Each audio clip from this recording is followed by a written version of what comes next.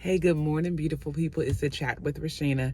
And I just want to encourage you that we have to be careful how we interpret God's Jesus's inactivity.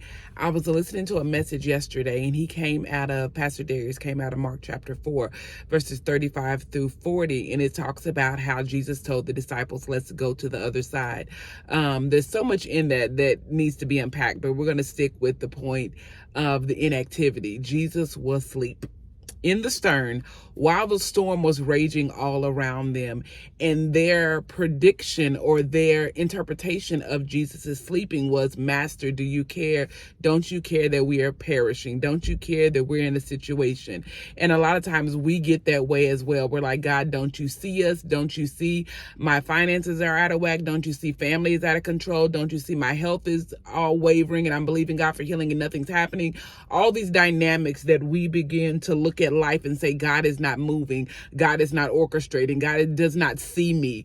But we have to be careful how we interpret his inactivity, because he was not sleeping because he did not care. He was not sleeping because he was not moving. The point of him being in the boat was fact enough that he was with them. Like, he was with them. So he is not moving on your behalf.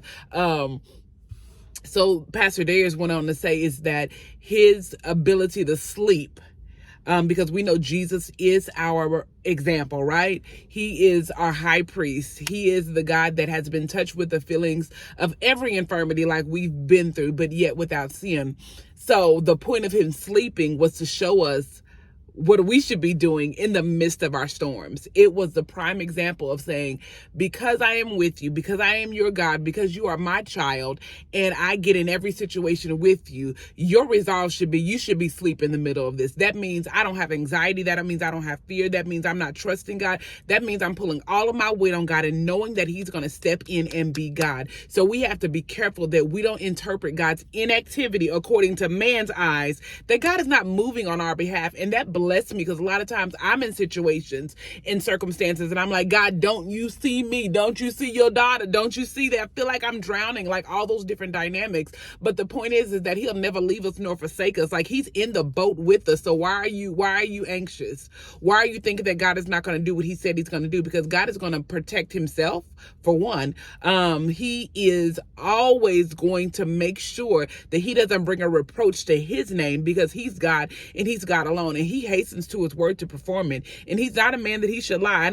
I say that all the time, but he's not a man that he should lie, neither the son of man that he should repent. He said it, and he's going to make it good in your life. So do not judge his inactivity according to man's eyes, is that he does not care for you. He sees you. You are his highest creation. And when you don't see him working, he's working for you. So that's the encouragement as you go into this week. Like, know that God is with you. Psalms 46 and 10, it says, be still and know that he is God. He's with you, people of God.